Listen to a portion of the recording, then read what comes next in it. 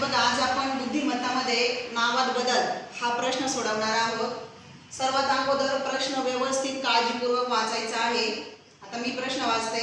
बसला विमान म्हटले, विमानाला होडी म्हटले, होडीला रेल्वे म्हटले, तर नदी पार करण्यासाठी कोणते वाहन लागेल?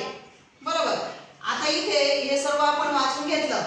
शेवटी तुम्हाला जे विचारलं आहे, आता इथे काय विचारलंय? नदी पार करण्यासाठी कोणते वाहन लागेल?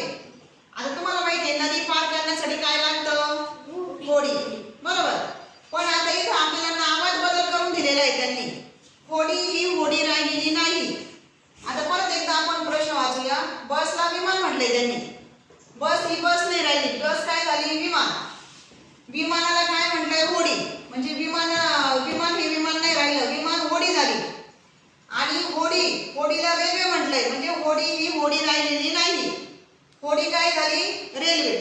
मग आता त्यांनी विचारलंय नदी पार करण्यासाठी, आता तुम्ही सांगितलं याच्या आधी की नदी पार करण्यासाठी आपल्याला लागेल होडी। मग फक्त आपण एवढंच बघायचं की होडीला त्यांनी काय म्हटले आहे? त्यांनी होडीला म्हटले आहे रेल्वे, म्हणजे आपण तिथं होडीने पाण्यातून जाणार नाही, तर आपण रेल्वेने पाण्यातून जाणार। म्हणजे याचं उत्तर कोणतं पर्याय येईल बरं? दुसरा, रेल्वे। बरोबर, राहील लक्षात? हां, छान।